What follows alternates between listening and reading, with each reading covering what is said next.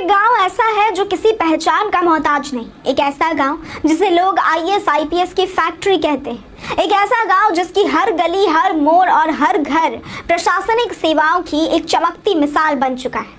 जी हाँ, हम बात कर रहे हैं सहरसा जिले के बनगांव की। जब भी यूपीएससी का रिजल्ट आता है, देश भर में टॉपर्स की कहानियां सुर्खियों में आ जाती है। लेकिन बिहार के सहरसा जिले का एक छोटा सा गांव बनगांव हर साल इस लिस्ट में अपनी मौजूदगी दर्ज करवा देता है और यही कारण है कि ये गांव आज आईएएस आईपीएस की फैक्ट्री के नाम से जाना जाता है। और इसके पीछे एक नहीं बल्कि कई असाधारण कहानियां मौजूद। बनगांव की आबादी ज्यादा नहीं है, ना ही यहाँ बड़े बड़े कोचिंग संस्थान है, लेकिन इस गाँव के बच्चे जब यूपीएससी की परीक्षा की तैयारी करते हैं तो उनका आत्मविश्वास और अनुशासन किसी भी बड़े शहर के प्रतियोगियों को टक्कर दे देता है। यही वजह है कि बनगांव से अब तक लगभग 60 से भी अधिक लोग यूपीएससी परीक्षा पास कर चुके हैं और सैकड़ों की संख्या में डॉक्टर, इंजीनियर, बीडीओ, सीईओ और अन्य सरकारी सेवाओं में कार्यरत है। अब आपको बताते हैं कि आईएएस आईपीएस फैक्ट्री क्यों कहा जाता है बनगांव को। तो बनगांव में ऐसा कोई मोहल्ला नहीं बचा है जहां एक या दो अधिकारी मौजूद ना हो। गाँव के हर कोने से अधिकारी निकलते हैं। कई परिवार तो ऐसे हैं जहाँ 2 नहीं बल्कि 4 सदस्य प्रशासनिक सेवा में है।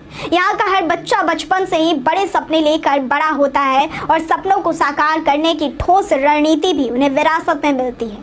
इस गांव में शिक्षा को सबसे ऊपर रखा जाता है। यहाँ के घरों में किताबें केवल अलमारी में सजावट की चीज नहीं होती बल्कि रोजमर्रा का एक हिस्सा होती है। कोचिंग सेंटर की कमी यहाँ के बच्चों को कभी रोक नहीं पाई, क्योंकि आत्मनिर्भरता, अनुशासन और मेहनत के बल पर यहाँ के युवा खुद ही अपनी राह बना लेते हैं। बनगांव ने कई नामचीन अधिकारी देश को दिए हैं। विश्व बैंक में वाटर ग्लोबल प्रैक्टिस के डायरेक्टर सरोज कुमार भी इसी गांव से हैं। इसके अलावा सागर झा, रंजन खां, उदय शंकर झा उर्फ नारायण झा, अरुण ठाकुर जैसे दर्जनों नाम हैं जो पुलिस और प्रशासनिक सेवाओं में अपनी भूमिका निभा रहे हैं। गांव के बुजुर्ग आज भी गर्व से इन नामों को गिनवाते हैं और नई पीढ़ी के लिए उदाहरण के तौर पर पेश करते हैं।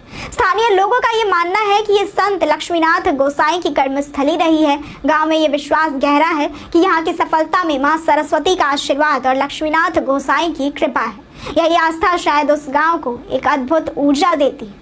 बनगांव की ये लहर अब सहरसा के अन्य गांवों तक भी पहुंच चुकी।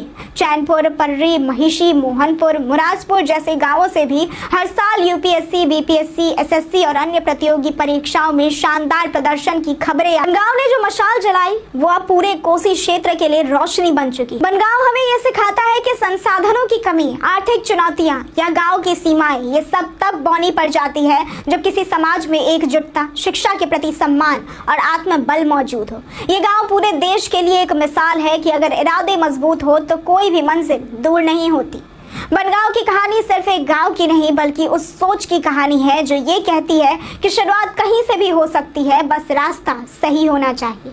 सहरसा का बनगांव आज पूरे भारत को ये बता रहा है कि बदलाव की असली ताकत गांवों में ही मौजूद है।